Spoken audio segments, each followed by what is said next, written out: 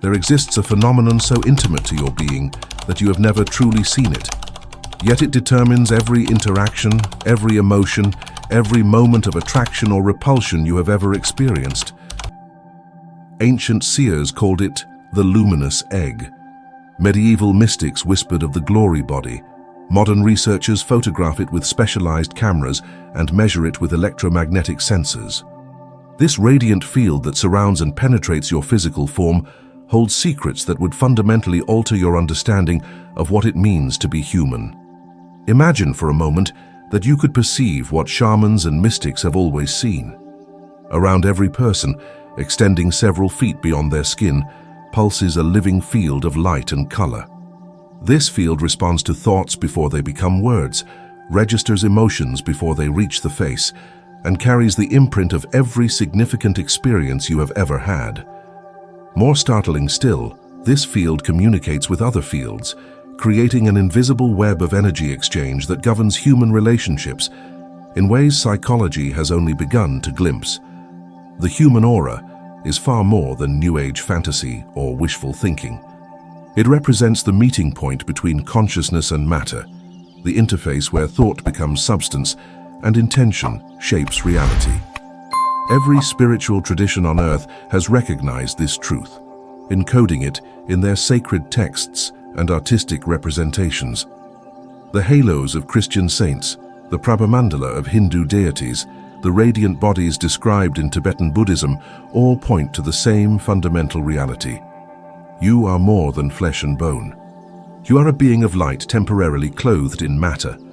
What you are about to discover challenges the materialist worldview that dominates modern thinking. It suggests that illness begins in the energy field long before manifesting in the body, that compatibility between people can be determined by auric resonance, and that conscious manipulation of this field can accelerate healing, enhance charisma, and even influence probable futures. The implications stretch far beyond personal development into the very nature of consciousness itself. Throughout history, those who could perceive and work with the human aura were revered as healers, prophets, and sages. They understood that this luminous field was the true body, while the physical form was merely its densest expression. The Egyptians called it the Ka, the vital double that survived bodily death. The Greeks knew it as the Eidolon, the subtle counterpart that carried the pattern of the physical form. In India, it has been mapped for millennia as the Pranamaya Kosha, the sheath of vital energy that links consciousness to matter. These ancient observers noticed something remarkable. The aura was not uniform but layered, with each layer corresponding to different aspects of human existence. The layer closest to the skin reflected physical health and vitality. The next revealed emotional states and patterns. Beyond that lay the mental body, where thoughts took form as geometric patterns and colors. And in the outermost reaches, they perceived something extraordinary, a connection to universal consciousness itself, suggesting that individual identity was merely a temporary concentration within an infinite field of awareness. The Hermetic tradition, particularly through the writings attributed to Hermes Trismegistus, described the human being as a microcosm reflecting the macrocosm. The aura was understood as the medium through which cosmic forces entered human experience. As above, so below was not merely philosophical speculation, but a practical observation about how celestial energies registered in the human energy field. The 7 traditional planets were seen to correspond to 7 major energy centers in the aura, what the Indian tradition would call chakras, creating a living mandala where heaven and earth met in the human form. During the Renaissance, Paracelsus wrote extensively about what he called the sidereal body, an energetic double that contained the blueprint for physical health and disease. He claimed that true medicine must address this subtle body first, for it was here that imbalances originated before crystallizing as physical symptoms. His controversial treatments often involved manipulating this energy field through magnetism, a practice that would later influence Mesmer and the entire tradition of energy healing in the West. The suppression of auric knowledge coincided with the rise of mechanistic science and religious orthodoxy. Both institutions had reasons to deny the existence of a visible spiritual component to human nature. Science sought to reduce everything to measurable matter, while organized religion preferred to keep the divine safely distant from direct human experience. The result was centuries of forgetting, during which humanity lost touch with a fundamental aspect of its nature. Yet the knowledge never fully disappeared. It survived in the healing traditions of indigenous peoples, in the secret teachings of mystical orders, and in the direct experience of sensitive individuals who continued to perceive what others had learned to ignore. Artists like William Blake painted human figures surrounded by flames and light, insisting he was depicting what he actually saw. Mystics like Teresa of Avila described the soul as a crystal castle with many mansions, eerily similar to descriptions of the layered aura from entirely different traditions. The human aura operates according to principles that bridge the gap between matter and consciousness. Every thought you think creates a vibration in the mental layer of your aura, forming patterns that can persist for hours, days, or even years. Habitual thoughts create standing waves, geometric structures in your energy field that act like magnetic attractors, drawing similar energies from your environment. This is why a person locked in patterns of fear tends to attract frightening experiences, while someone vibrating with genuine joy seems to live in a different, more benevolent universe. Emotions paint the aura with color and movement. Joy appears as bubbling golden light that expands the entire field. Anger manifests as sharp red projections that can literally pierce the auras of others, explaining why some people's rage feels like a physical assault. Depression shows as gray or brown clouds that sink toward the ground, creating the heaviness that depressed individuals describe. Love generates a rose-pink radiance that can fill an entire room, which is why certain people's presence alone can lift the spirits of everyone around them. The etheric layer closest to the physical body is where health and disease first appear. Energy healers consistently report seeing dark spots, tears, or congestion in this layer before any physical symptoms manifest. Cancer often appears as a grayish mass with tentacle-like projections. Heart disease shows as constriction and darkness around the chest. Mental illness frequently correlates with tears or gaps in the aura that allow foreign energies to intrude. This early warning system suggests that many diseases could be prevented if we paid attention to our energetic hygiene. But the aura is not a closed system. It constantly exchanges energy with other auras and with the environment itself. When two people interact, their auras blend and communicate below the threshold of conscious awareness. This energetic dialogue determines the chemistry between individuals far more than words or appearances. Lovers' auras can merge so completely that they temporarily share a single field. Hostile individuals create jagged interfaces where their fields meet, generating the tension everyone can feel in a room where conflict is brewing. Certain individuals naturally have more powerful auras that dominate any space they enter. Historical figures like Napoleon, Gandhi, and Martin Luther King possessed auras so strong that witnesses reported feeling their presence before seeing them physically. This charismatic field can be developed through specific practices, though it must be paired with genuine inner development, or it becomes mere glamour, a hollow projection that sensitive people instantly recognize as false. The aura also responds dramatically to spiritual practice and conscious development. Meditation gradually clarifies and brightens the entire field. Prayer creates vertical channels that connect the individual aura to higher dimensions of consciousness. Sacred rituals, when performed with genuine intent, can completely transform the auric structure, which is why initiates often appear physically different after profound spiritual experiences. Modern technology has begun to validate what mystics always knew. Kirlian photography captures the electromagnetic component of the aura, showing corona discharges that vary with emotional states and health conditions. Biofield imaging uses specialized sensors to map the subtle energies around the body. Even conventional medicine now acknowledges that the heart generates an electromagnetic field that extends several feet beyond the body and carries encoded information about our emotional state. Research at the HeartMath Institute has demonstrated that this cardiac field can influence the brain waves of people nearby, suggesting a mechanism for the emotional contagion we all experience. When someone with a coherent, peaceful heart field enters a room, Others unconsciously begin to synchronize with that coherence. This explains why certain individuals have a calming presence, while others generate anxiety wherever they go. But perhaps the most significant discovery is that the aura can be consciously influenced and developed. Through focused intention, breath work, and energy practices, individuals can learn to expand, clarify, and strengthen their auric field. This is not about creating some artificial shield, but about actualizing the luminous potential that already exists within every human being.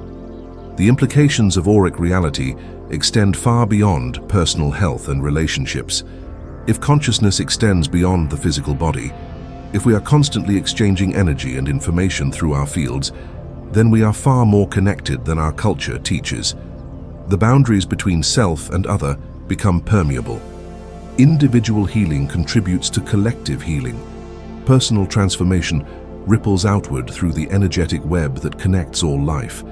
This understanding also suggests that death may not be the absolute ending we fear. If the aura, particularly its higher layers, can exist independently of the physical body, then something of our essential nature may survive bodily death. Near-death experiencers consistently report leaving their body and perceiving it from an outside perspective, still maintaining consciousness and identity. Could the aura be the vehicle for this continued existence? We stand at a threshold where ancient wisdom and modern science are beginning to converge. The human aura, once dismissed as superstition, is revealing itself as a crucial component of human existence.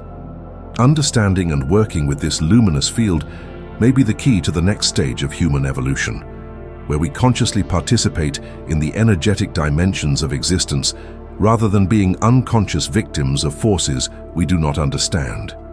To begin perceiving and strengthening your own aura, try this fundamental practice that has been used in various forms across many traditions. Find a quiet space where you will not be disturbed. Sit comfortably with your spine straight, but not rigid.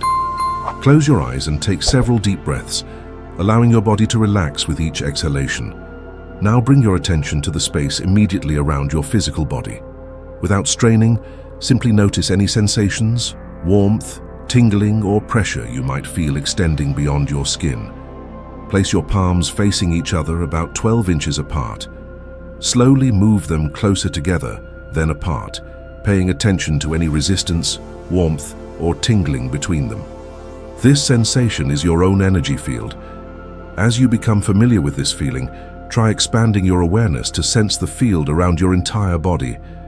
Imagine breathing not just through your lungs, but through your entire aura, drawing in pure light with each inhalation and releasing any darkness or density with each exhalation. With consistent practice, you may begin to sense variations in your field, areas that feel dense, empty, or particularly vibrant.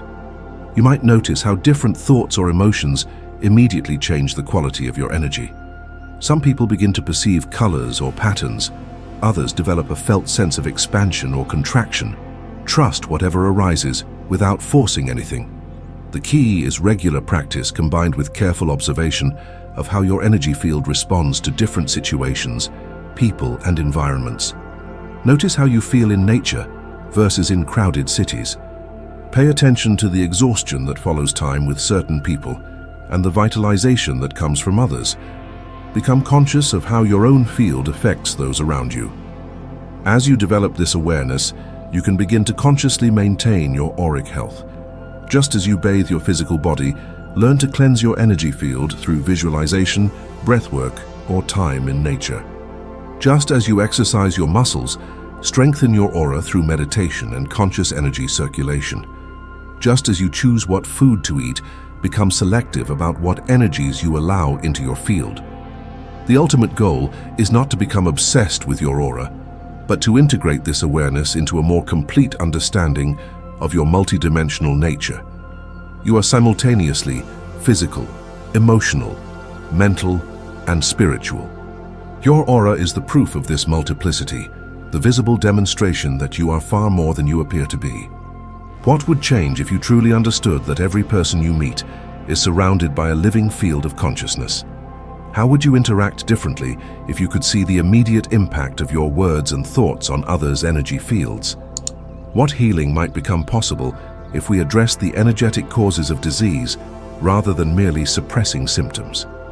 The human aura holds answers to questions we are only beginning to ask. It suggests that consciousness is not produced by the brain, but rather uses the brain as an instrument. It implies that human potential extends far beyond current limitations. It reveals that we are already connected in an energetic web of mutual influence, whether we acknowledge it or not.